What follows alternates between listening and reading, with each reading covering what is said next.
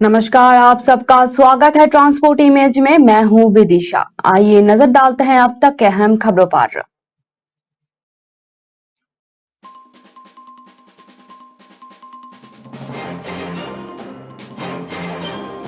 मनीष सिसोदिया ने खटखटाया supreme court का दरवाजा। गिरफ्तारी को दी गई चुनौती, तत्काल सुनवाई की गई मांग।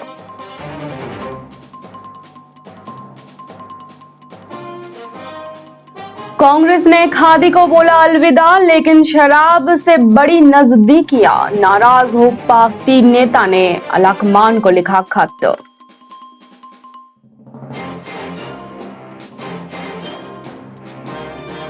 भारत से टल गया आतंकी खतरा, पकड़ा गया पाक चीन वाला डेंजरस मैन। अब पूछताछ में सरफराज उगलेगा राज।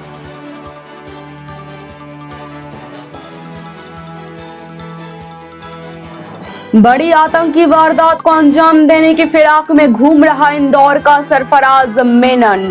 पाकिस्तान चीन में ली है ट्रेनिंग।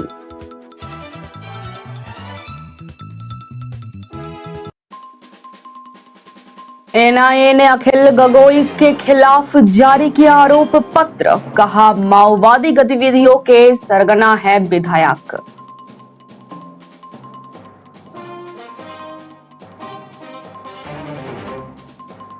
मंगलवार होगा पेश महागठबंधन सरकार का पहला बजट। 8 लाख नौकरी, शिक्षा, स्वास्थ्य पर बड़े ऐलान की है उम्मीद। आइए जानते हैं खबरें विस्तार से। जम्मू कश्मीर के पुलवामा जिले के अवंतीपोरा इलाके में मंगलवार तड़के हुए मुठभेड़ में एक आतंकवादी मारा गया और सेना के 2 जवान घायल हो गए। बताया जा रहा है कि ये वही आतंकवादी है जिसने पुलवामा में कश्मीरी पंडित की हत्या की घटना को अंजाम दिया था। एक अधिकारी ने जानकारी देते हुए ये बताया कि खुफिया जानकारी के आधार पर आतंकवादियों के ठिकाने का पता लगाया गया था। कश्मीर जोन पुलिस ने सोमवार और मंगलवार की मध्य रात्रि को ट्वीट कर एनकाउंटर की जानकारी दी। कश्मीर जोन के एडीजीपी ने घटना की जानकारी साझा करते हुए ये कहा कि मारे गए आतंकवादी की पहचान पुलवामा के अकीब मुस्तक भट्ट के रूप में हुई है। उसने शुरुआत में हिजबुल मुजाहिदीन आतंकी संगठन के लिए काम किया था। आजकल वो टीआरएफ के साथ काम कर रहा था। कश्मीरी पंडित के हत्यारे संजय शर्मा को मार गिराया गया है। पुलिस ने कहा है कि आतंकवादी का शव अभी तक बरामद नहीं किया जा सका है और फिलहाल पदगामपुरा इलाके में मुठभेड़ अभी भी जारी है। मुठभेड़ सोमवार की देर रात को हुई। जम्मू कश्मीर पुलिस ने यह भी बताया कि पुलवामा जिले के पदगामपुरा अवंतीपोरा में आतंकियों के छिपे होने की सूचना मिली थी उन्हें, जिसके बाद सुरक्षा बलों द्वारा मौके पर घेराबंदी की गई। पुलिस और सुरक्षा बल जैसे ही आतंकवादियों तक पहुंचे वैसे ही मुठभेड़ शुरू हो गई। थोड़ी ही देर बाद पुलिस की तरफ से सूचना दी गई कि अवंतीपोरा एनकाउंटर में एक आतंकवादी को मार गिराया गया है।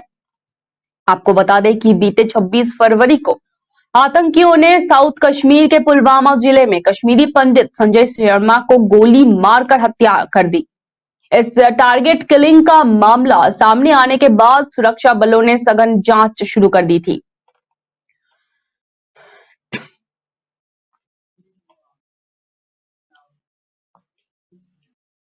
साउथ दिल्ली के नोएडा से जोड़ने के बनाए जा रहे आश्रम फ्लाईओवर एक्सटेंशन का उद्घाटन एक बार फिर से टाल दिया गया है। 28 फरवरी से फ्लाईओवर एक्सटेंशन को जनता के लिए खोला जाना था। दिल्ली के मुख्यमंत्री अरविंद केजरीवाल इसका उद्घाटन करने वाले थे।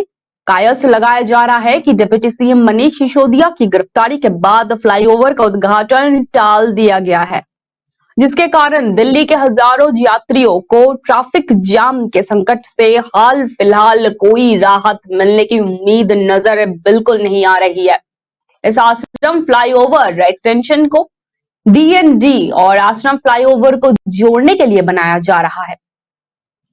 आश्रम फ्लाईओवर एक्सटेंशन का काम जनवरी महीने में शुरू हुआ था, जिसे 15 फरवरी तक खत्म करने की तारीख रखी गई थी। ऐसे में डेडलाइन के तौर पर 28 फरवरी नए तारीख तय हुई थी।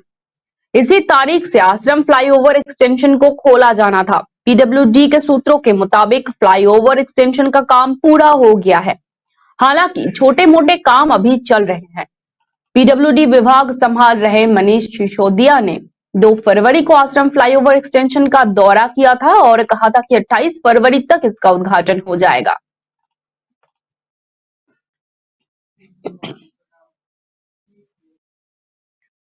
साउथ ईस्ट दिल्ली जिला अंतर्गत कालिंदा कुंज थाना इलाका में एक विदेशी मूल के महिला का अपहरण करने के साथ सामूहिक तौर पर दुष्कर्म की वारदात को अंजाम देने का मामला दर्ज हुआ है। दरअसल ये मामला 23 फरवरी का ही है। म्यांमार मूल की एक महिला पुलिस से अपनी शिकायत दर्ज करवाई है और एक ऑटो चालक सहित उसके 4 अन्य साथियों पर अपहरण करके दुष्कर्म करने का बेहद गंभीर आरोप लगाया। पुलिस के द्वारा दर्ज एफआईआर के मुताबिक सामूहिक दुष्कर्म की घटना रविवार की है, जब एक ऑटो चालक ने उसे म्यांमार मूल महिला को बहला फुसलाकर अपने ऑटो में बिठाया और उसके बाद एक कपड़े को उसके नाक के सामने रख दिया, जिससे महिला बेहोश हो गई। होश में आने के बाद पीड़िता ने अपने आप को एक कमरे में पाया, जहां वो ऑटो ड्राइवर सहित उसके 4 अन्य साथी भी मौजूद थे। फिर उन चारों ने पूरी रात उसके साथ बारी बारी से दुष्कर्म किया और इसे अंजाम दिया। दर्ज शिकायत का मुताबिक दुष्कर्म करने के दौरान पीड़िता के साथ मारपीट करने और जान से मारने की धमकी भी दी गई। उस वक्त पीड़िता बेहद डर गई थी। बाद में उन आरोपियों ने पीड़िता को एक कार में बिठाकर एक सुनसान स्थान पर छोड़ दिया। हालांकि उसी दौरान 2 अन्य सिख युवकों ने उस महिला को अकेले हालत में देखकर उसे अपने साथ लेकर गए और अपने घर में उसे भोजन कराया और जरूरी मदद भी की। उन्हीं 2 युवक ने उस पीड़िता से उसके घर का पता पूछकर उसे वेस्ट दिल्ली स्थित विकासपुरी में उसके घर तक पहुंचाया। पीड़िता की उम्र करीब 21 साल है, जो अपने 1.5 साल के बेटी के साथ विकासपुरी इलाके में किराए के मकान में पिछले कुछ समय से ही रह रही है। पीड़िता के मुताबिक वो अपने पति के साथ दिल्ली आई हुई है, क्योंकि पति का इलाज दिल्ली में चल रहा है।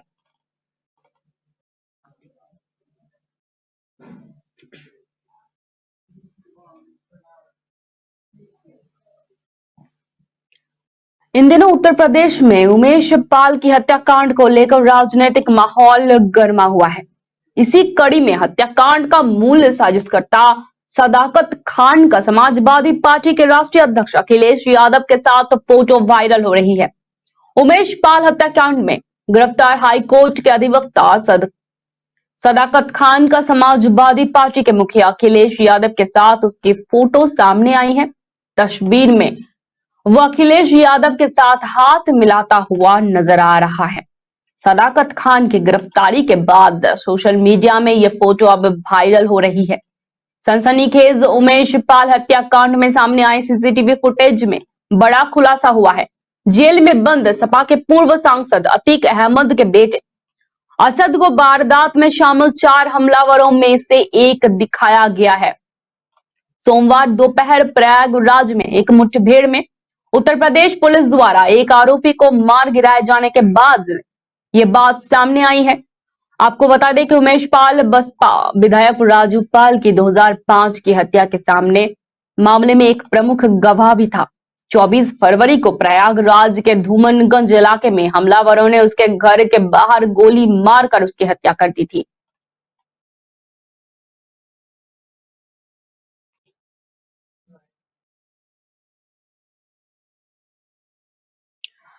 खान पान और स्वाद की जब बात आती है तो इस मामले में राजधानी वासी कोई समझौता नहीं करते। वैसे तो पटना में कई जगह आपको चिकन और लिट्टी यानी कि मुर्गा लिट्टी खाने को मिल जाएगा, पर जो बात और स्वाद लगभग 4 दशक पुराने इस देवीलाल चिकन पकोड़ा दुकान की है, वो आपको कहीं और नहीं मिलेगा। ये हम नहीं कह रहे, बल्कि दुकान पर लगी ग्राहकों की भीड़ कह रही है। दुकानदार देवी प्रसाद बताते हैं कि उसकी ये दुकान लगभग 40 वर्ष पुरानी है। पहले ठेले पर ही अपनी दुकान लगाते थे। ग्राहकों की भीड़ के कारण बाद में खुद की जगह ले ली। देवी प्रसाद के दुकान पर नए के साथ साथ पुराने ग्राहक भी पहुंचते हैं। ग्राहक रोहित कुमार बताते हैं कि तकरीबन 20 वर्षों से इस दुकान पर आ रहे हैं वो, और तब से चिकन और लिट्टी मात्र 20 रुपए मिलती थी, जबकि अब इसकी कीमत 80 रुपए प्रति प्लेट हो गई है। देवीलाल की दुकान में मुर्गा लिट्टी, चिकन पकोड़ा, बटर मछली फ्राई, पथरी, कलेजी और इसके अलावा भी चिकन रोटी भी मिल जाएगा। हालांकि ज्यादातर ग्राहक चिकन लिट्टी और चिकन पकोड़ा खाना ही पसंद करते हैं। बहुत से लोग यहां से चिकन पैक करवा के अपने घर में भी ले जाते हैं। देवीलाल चिकन पकोड़ा दुकान बहुत ही फेमस है और ये बहुत सालों पुराना है।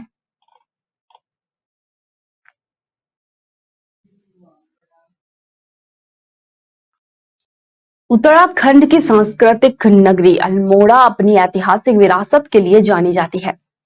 यहाँ के तमाम कलाकार और खिलाड़ी अल्मोड़ा और उत्तराखंड का नाम रोशन कर चुके हैं।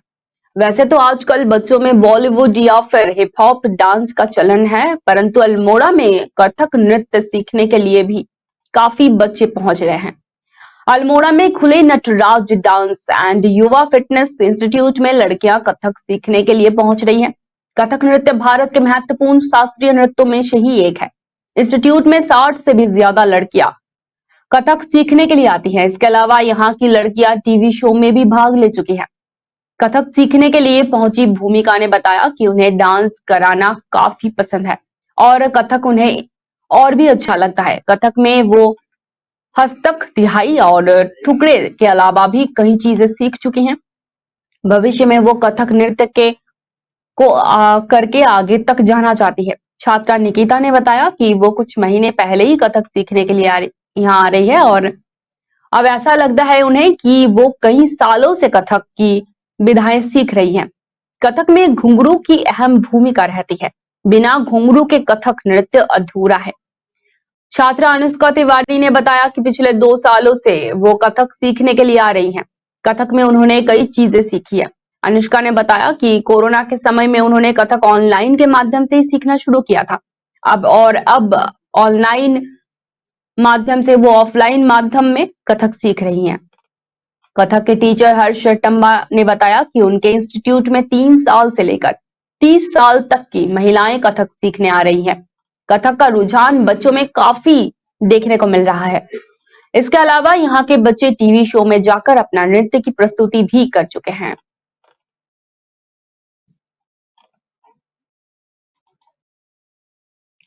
सर्वोच्च न्यायालय ने सोमवार को सशस्त्र बलों के योग्य पेंशनभोगियों को किस्तों में बन रखे वन पेंशन यानी कि OROP के बकाया के भुगतान के संबंध में 20 जनवरी के पत्र को लेकर रक्षा मंत्रालय को फटकार लगाई।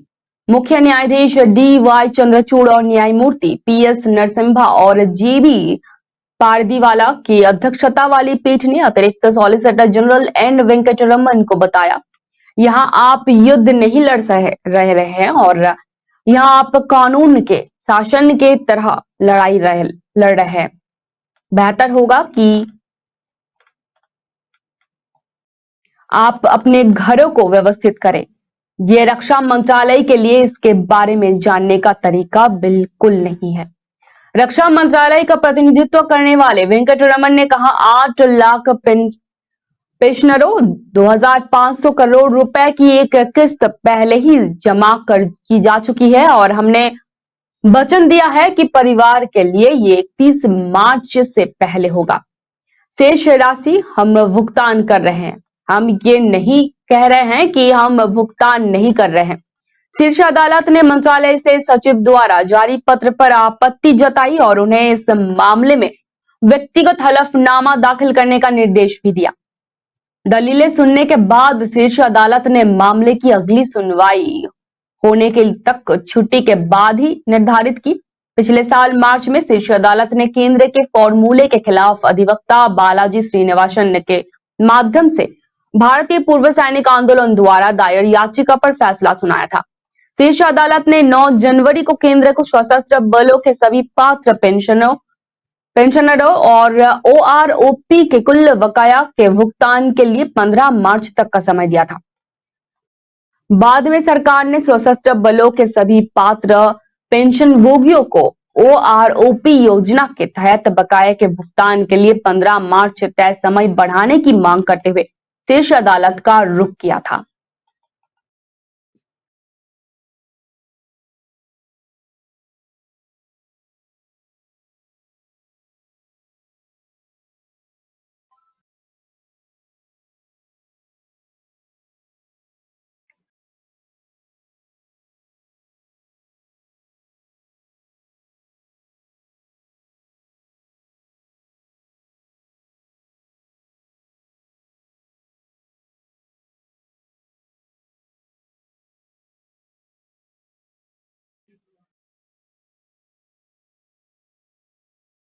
तमाम विवादों और आलोचनाओं के बीच एलन मस्क फिर दुनिया के सबसे बड़े धनकुबेर बन गए हैं।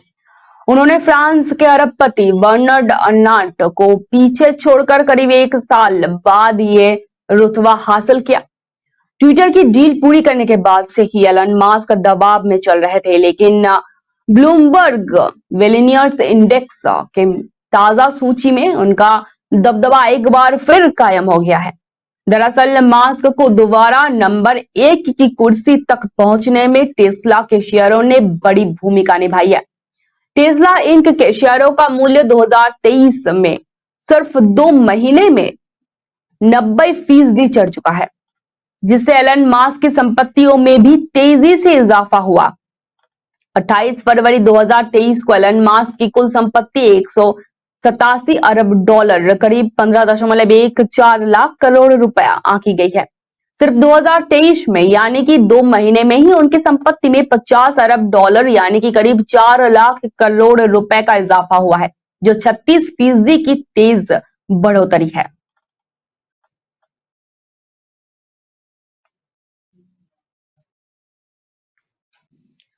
हरियाणा के मुख्य सचिव संजीव कौशल ने कहा है कि अमृत सरोवर योजना के तहत प्रदेश के हर जिले में 75 से अधिक सरोवर बनाए जाएंगे। 30 जून तक पूरे प्रदेश में 2796 अमृत सरोवर बनाए जाएंगे।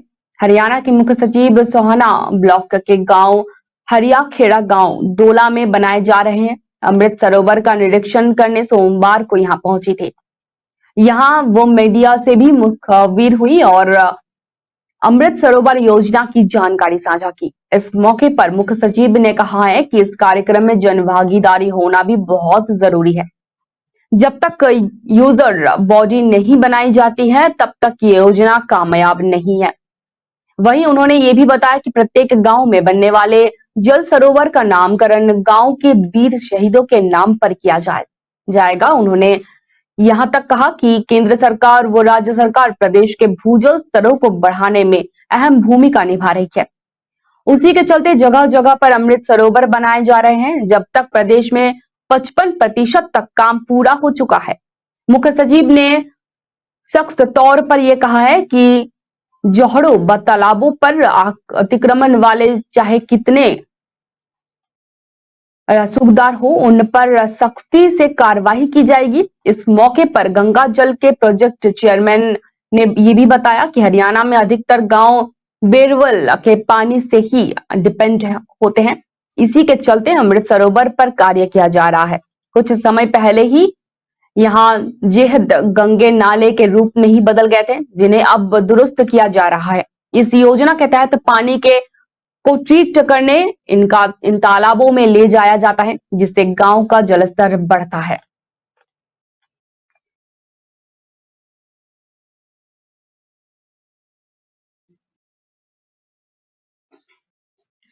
पश्चिम राजस्थान के सरहदी बाड़मेर में पर्यटन को बढ़ावा देने के लिए 2 करोड़ की लागत से लवकुश वाटिका विकसित की जा रही है। मार्च के अंतिम सप्ताह तक आमजन के लिए इस वाटिका को खोल दिया जाएगा। सबसे खास बात इस वाटिका की यह है कि ये जयपुर के नाहरगढ़ बायोलॉजिकल टूरिज्म को बढ़ावा देने के लिए वन विभाग ने हर जिले में लवकुश वाटिका तैयार करने की कीमत से कंधा मिलाने वाले सरहदी बाड़मेर जिले में अब टूरिज्म को और अधिक पंख लगेंगे। बाड़मेर शहर के 25 किलोमीटर दूर स्थित जूना बाड़मेर की पहाड़ियों पर 2 करोड़ की लागत से नाहरगढ़ के बायोलॉजिकल पार्क की तरह विकसित किया जा रहा है। पहाड़ियों के बीच बसे 700 साल पुराने गांव को देख आज भी किले, दीवारों और पुराने खंडहर बाड़मेर के इतिहास की कहानी बयां कर रहे हैं। पहाड़ियों के बीच साफ सफाई के बाद यहाँ वन विभाग 2000 पौधे लगाकर लवकुश वाटिका का निर्माण किया जा रहा है। वन विभाग की 10 हेक्टेयर जमीन पर 2 करोड़ की लागत से लवकुश वाटिका का निर्माण कर रही है। लवकुश वाटिका में birch tower, nature path, interpretation centre, anicut झोपड़े बनाए जाएंगे। साथ ही वाटिकाओं में सड़कों का कायाकल्प किया जाएगा। इसके साथ ही प्राचीन घर, जल स्रोत और किले की दीवारों का रखरखाव कर विकसित किया जा रहा है। जल्दी लवकुश वाटिका आम जन के लिए भी खोल दिया जाएगा। इससे पर्यटकों को पहाड़ियों में सुकून मिलेगा। सबसे खास बात इसकी यह है कि इसमें बेस्ट से बेस्ट तरीकों को अपनाया गया है और आकर्षक बनाया गया है। जिला कलेक्टर लोक बंधु यादव, उपवन संरक्षक संजय प्रकाश भादु सहित प्रशासनिक अधिकारियों ने लवकुश वाटिका का निरीक्षण कर जल्द कार्य पूर्ण करने के निर्देश दिए हैं।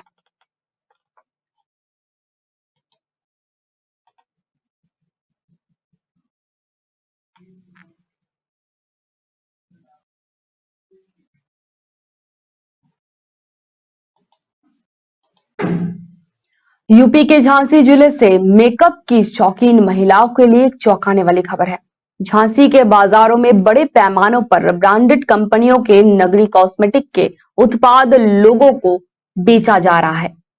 इसका खुलासा उस समय हुआ जब मऊरानीपुर तहसील में भारी पुलिस बल के साथ लखनऊ से आई टीम ने 3 दुकानों पर छापा मारकर भारी मात्रा में ब्रांडेड कंपनियों के कॉस्मेटिक के नकली उत्पाद बरामद कर लिए।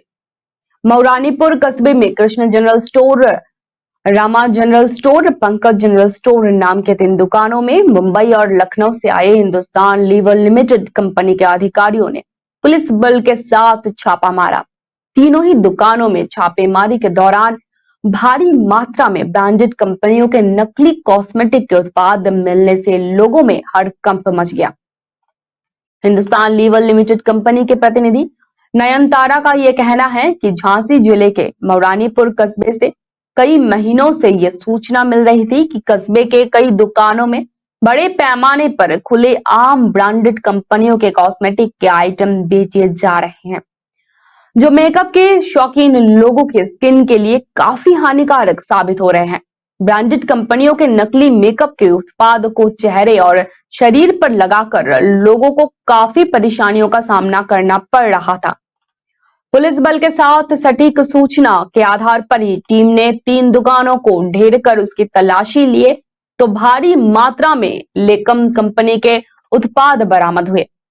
पूरे मामले पर झांसी जिले के पुलिस अफसरों का यह कहना है कि Hindustan Lever Limited company Lucknow शाखा के अफसरों की तस्दीर के आधार पर ही ब्रांडेड कंपनियों के कॉस्मेटिक उत्पाद बेचने के आरोप में मुकदमा दर्ज कर लिया गया है।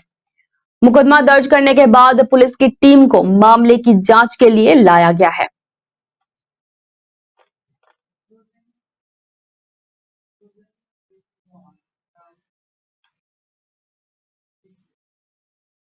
अब तक के लिए इतना ही। धन्यवाद।